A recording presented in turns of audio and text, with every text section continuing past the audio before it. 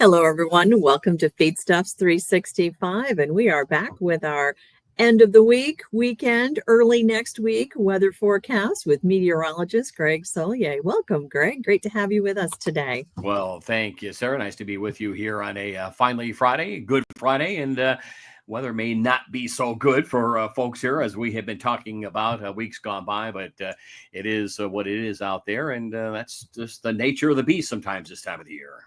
So I think you're telling us maybe some rain on Easter Sunday here in the Midwest. Is that what you're saying? Yeah, we've been talking about that a lot on radio as well. Early in the week and late last week, that you had to have plans B and C in mind if you were going to be up and at 'em Easter Sunday or the brunch of the afternoon or whatever your wardrobe of selection might be for Easter.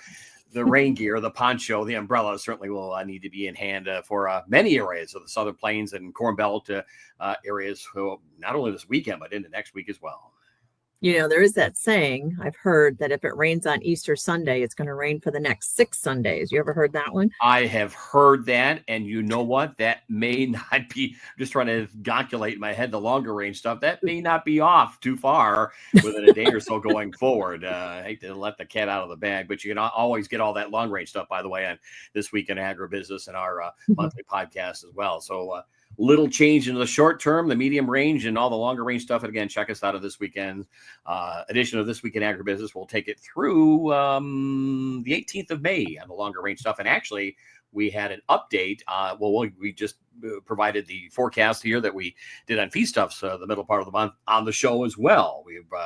We'll have that. So you got it off various ends. You can get it anywhere, anytime. You can't escape. There's no running from it. So RFD TV everywhere. So let's put up your slides and have you give us the good news. Okay. Yeah. Well, it is today, at least. There are many areas that are enjoying temperatures already pretty balmy. South winds are into play. We had some areas of storms that roughed up parts of the western Corn Belt, Great Lakes areas this morning, and those are heading off to the east. But there are drier areas that have firmed on up if you get away north and northwest of I-70 and get up towards I-80 into the northern and western Corn Belt locales and away from some of the recent rains through Wisconsin and Michigan. There is a corridor of some field work going on for the day-to-day. And some of our radio contact friends down there in East Central Illinois as well, they're trying to get a little feel where soils have drained, tile lines are full, but they've drained out okay. So they're getting a little stuff prepped and ready to go into some sections of the Corn Belt. And that's really what you need to do going forward everywhere across the heartland here, especially Central and Southern Plains, much of the Corn Belt going forward with outdoor work and field work in mind. If you got the window of opportunity, and it may not be the really picture perfect one, try to get out there and do it. This is the outlook, at least what's ongoing in the way of flooding. You can see through the lower Ohio, lower Mississippi Valley, that area of yellow kind of lined up along the I-70 corridor from the Ozarks. You can probably teleconnect it down to Oklahoma City. That's the initial stages of probably we're in an area that we're keeping an eye out for additional or renewed river flooding. What will come off this weekend's rains at maybe 3, 4, 5, 6 inches in that particular area and point south and southwest. So the same issues that were improved are going to go right back in the wrong direction around here from what we had a few weeks ago. That area green through the Central Plains and parts of the southwestern Corn Belt, that's flood watch activity. I wouldn't be surprised if it gets extended into parts of Indiana, down to the Ohio, then back into the southeastern plains over the course of the Easter holiday weekend. And not a widespread threat for severe, but just repeating rainfall, especially if you put it over wet grounds, you're right back to where you started a few weeks ago. That little yellow is the winding down of severe weather into parts of Michigan this morning. In the red area, again, on 60 to 70 mile an hour winds and 10% relative humidity the past couple of days, West Texas and Nebraska, I should say New Mexico and West Texas, the potential for high fire risk in that particular part of the country. So the Plain States, they had some rough weather into northeastern Nebraska, northern Iowa, those storms that are moving through Wisconsin and Michigan. So there's been a bunch of severe weather reports there. But otherwise, the range of temperatures is pretty phenomenal. And whenever you get that, you've got storm development from the 40s through the Dakotas and upper Midwest, 80-something down through Oklahoma. And even some of that 80-degree air here on this Friday may work as far north as maybe the southern suburbs of Chicago, at least the I-80 corridor, into northwest Indiana. There's the plot of severe weather yesterday afternoon centered on Omaha, Lincoln, up to the Corn Palace, north of I-80, over towards Marshalltown, for example, then over towards areas south of the Kickapoo, Orion's growing up area, and over towards the Wisconsin Dells. There were numerous reports of some half to inch and a quarter hail that came through there, and a couple of tornadoes as well in sections of southeast Nebraska, western Iowa, around just south of Omaha yesterday afternoon. At that time of the year, we haven't had much of it going on in our particular part of the Midwest. It's all really been, by and large, playing out in areas to the south and southeast. So we've got kind of a slight risk of severe weather this afternoon. That's category 2 out of the 5 schedule. If you take into account the general thunderstorm outlook area, that's usually a 3 out of 6. So we're kind of in that mid to lower range of a couple of stronger storms. Don't think it'll be widespread. Think it's going to generally focus itself tomorrow as well, Ozarks into areas of Texas. This is just going to be a significant rain event for these southern plains and Corn Belt locales. A little lightning, a little thunder, but just repeating rains across the area. Some of those areas of the Mid-South that we just looked at through western Tennessee, Mississippi, Arkansas, those lowland, flat bottom areas, just too wet to do anything. There'll be a need for probably some replanting in some of those cotton fields down there. But everyone else is in good shape with upper 70s and 80s the next couple of days.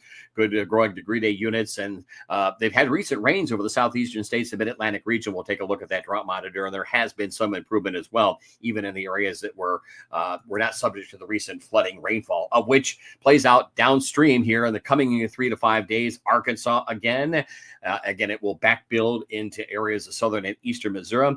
And we're keeping an eye on the crust moving south of Memphis and down into the western reaches of Mississippi and Louisiana. That's from the rains about 2.5 to 3 weeks ago. Again, we're going to add on top of that in those southern Corn Belt and southeastern plains areas in the coming 3 to 5 days. Western states, a little frost and freeze in the western areas of the Colorado and into sections of Utah. And one more day, as we talked about elevated fire risk in the parts of New Mexico and West Texas. There it is there, by the way, with a heightened risk of fire in New Mexico, western Texas. Same with parts of Florida. Florida is still in the midst of a pretty tough drought there. They've had rains in the panhandle of late, but they're waiting for the rainy season to get going in earnest, and that typically gets going in late May and June, those afternoon showers and thunderstorms. Hopefully that will improve the moisture situation down in the Sunshine State. Speaking of which, there's the drought monitor, and you can see parts of central and especially areas of Florida from about Orlando to east of the Space Coast. They've improved, but north of there, the I-4 corridor still in a tough condition, and you get south and towards Okeechobee, Fort Myers, north and northwest of Lauderdale, north of Alligator Alley, and some of those citrus areas are taking a hit on dryness and drought. Same with areas of the Mid-Atlantic and Carolinas, but we've had modest improvement there. The big story again, lower Mississippi Valley, Ohio Valley, southern and eastern Corn Belt, parts of the Great Lakes areas, really most of the eastern Corn Belt, with the exception of parts of northern Illinois, central Illinois, are out of the drought mode, and probably will continue to see that build in those eastern Corn Belt areas as an improving drought pattern, but maybe for the wrong reasons, with planting in mind as we go forward here in the weeks to come. And if, again, a reminder, if you want to see what transpires for the summer season, check out the Feedstuffs 365 site and the TV show this weekend. At the top of the show, we'll have that summer outlook as well that we presented on Feedstuffs a couple of weeks ago. And pay attention to that going forward here in the weeks and months to come. There is the shower activity breaking out over the southern plains, southern and western reaches of Oklahoma, eastern areas, you say, and then you get up into the southern Great Lakes region. The showers and thunderstorms are moving through Michigan in pretty good fashion this morning. And there's still snow. Livestock managers, bin and barn operators, and there's a tough north wind and about a swing of about 45 to 50 degrees along that front from the 80s south of the Ohio to daytime readings, the upper 30s, 40s, and low 50s into the northern central plains. So that whites up. It's at least drought improvement. Look at it that way. Picks up the snow around Denver and the high plains areas of Kansas and Oklahoma Panhandle, even into the mountains of the Southwest, where it's been a very anemic winter season of precipitation. A couple severe storms in Oklahoma. The rains expand over those northern, central, and southwestern Corn Belt areas back into the southern plains. By Saturday, ought to be widespread rounds of showers and thunderstorms. Don't think there's any severe weather in the morning, but there'll be some good soaking rains. And I would be surprised for openers in at least parts of Illinois, Indiana, and Ohio will open up the bidding at 1 to 3 inches for this weekend, and probably somewhere into the 3 to 6 inch range for openers either side of I-70 through Missouri, back into southern Kansas, and much of central and eastern Oklahoma. So the beat goes on, and then the next wave you can see down there in West Texas, the Rio Grande, that will track along that little boundary, that hashed frontal boundary that you see running out of southeastern Oklahoma through the Ohio. The rains are reintroduced. So again, plans B, C, and D, if you're going to be up for Easter Sunday morning and just getting around to brunch or breakfast or what have you, going to be a wet one over the southern plains, much of the Corn Belt locales. Northern plains, upper Midwest, relatively quiet, but those rains are headed north and northeastward late Sunday and probably into Monday, winding out on Tuesday, including the Great Lakes areas, to a point where the next couple of days, there's that corridor of 1 to 3 and some outlier higher totals coming in out of Oklahoma and areas from the Ozarks to about just north of St. Louis. More soaking rains in those eastern and southern Corn Belt locales. If you want to spread it out in the next 7 days, we'll take a look at that in just a second. But through next week, again, it's just no big systems, but this very broad, amorphous southwest wind flow. You get little ripples to come on through from time to time. A stronger feature comes into the picture, like you'll see there come Thursday and Friday into the western states. That, again, will track across the plains and Corn Belt locales. So if you wanted a day or two or a day and a half, it's somewhere between Tuesday and Wednesday over the middle part of the country, particularly those timing corresponding to the Corn Belt locales. Then into next week, there we go. For the surface weather map, you can see that system Monday through the Great Lakes areas. New system makes its way with a couple of showers and thunderstorms, Great Plains into the Corn Belt for later Wednesday into Thursday. And then you get to these fronts that kind of stall in that west to east flow. The fronts are stuck there. They can't move north. They can't move south. And you get systems that either overrun the cold air that's retreating or the warmth out of the Gulf of Mexico.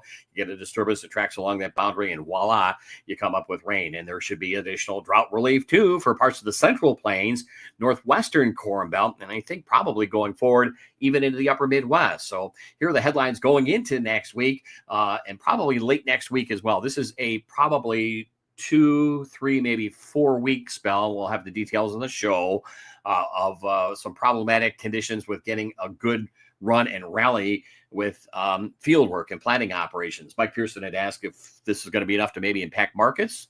Probably so, I think, from later season and the need for replanting standpoint, particularly as it applies to the Corn Belt. There are the multiple rounds of 5-day totals of 2 to 6 inches. 7 days, it's probably going to be 4 to 8 inches from central Texas into parts of the eastern and southern Corn Belt. The dividing line either side of I-70 up to I-80, but there will be, again, significant rains even into parts of the upper Midwest. And of course, these same rain areas on top of the heavy rains that came through a couple of weeks ago. So we're back into renewed flooding mode in that part of the country. Over the course of the next couple of weeks, there's warmth at least going into the soils. You don't have all the extra layers of wardrobe that you need over with a bit of overalls if you're going to be out and about here. A milder go of it. It's still wet, not necessarily completely agreeing on that darker shading, but it is a showery weather pattern, and you could just basically label that heavier precip pattern really anywhere across the plains and Corn Belt locales. You'll see that on the big TV show for this weekend. Thought, Sarah, I had put a 7-day outlook in. I think I might have doubled up on one of the cells, but that or frames, but that outlook for the next 7 days does introduce 3/4 to 1.5 inch, maybe local 2-inch rains into the upper Midwestern areas of Minnesota, Wisconsin, and Michigan on top of snow melt there. So those folks will likely see kind of a degradation of early season fieldwork opportunities up there. So there's really no escaping at least early access to the fields around here, and some of them will be greatly delayed and or the need for replanting as you get south of the Ohio into that mid-south and Delta and southeastern Plain States areas here over the next couple of weeks. I was talking to our editor up in Montana yesterday, and he said they had a foot of snow. So yes, it's that if you want the rain gauge to be half full, then that's drought relief up there. You know, not great for everything else.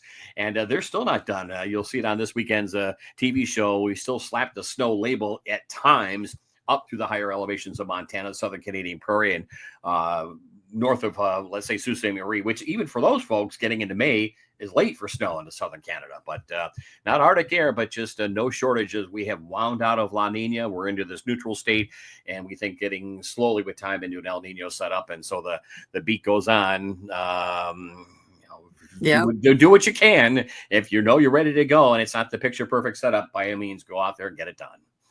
Yep, we had all those details, the long-term forecast here on Wednesday Yep. on Feedstuffs 365. You can go back to feedstuffs.com and catch that forecast with Greg, and that was good stuff. And maybe a drought even this summer. So lots of things to be aware of. Yeah, we opened up the show for This Week in Agribusiness with the spring outlook that we presented here on Feedstuffs, and a little cross promotion, and the summer outlook as well. So, and for some areas, it's going to be such a dramatic pendulum swing from too much rain, then where is the rain, to a small sliver somewhere in the Corn Belt. It'll be perfect. The rain stopped. You have planted. You didn't get out of control in the moisture department, and here comes the heat that you need. But I think it's going to be a tough one in areas of the plains, upper Midwest, back to the divide, and we'll be on the eastern flank of that as it applies to the Midwest. So livestock managers as well. 1 year it's a dry spell, it's drought. We get rain, we get drought improvement, and then we go back in the other direction over the summertime season, along with dealing with the heat. So it'll be even more complex, I think, for those livestock and ranching operations of the plains, with a pendulum swing one direction and the other over the course of the spring and summertime season. Of course, everyone wants that sliver right over them, of course. Yeah, that's right. Yeah. Greg, can you do this? Can you do this? We know you're pulling strings, No, only the weather forecaster. Don't hurt or harm them. So, well, we'll catch up with you again next week on Tuesday and then on Friday. For all of you, appreciate you tuning in, and for Greg and everyone, happy Easter. You too as well.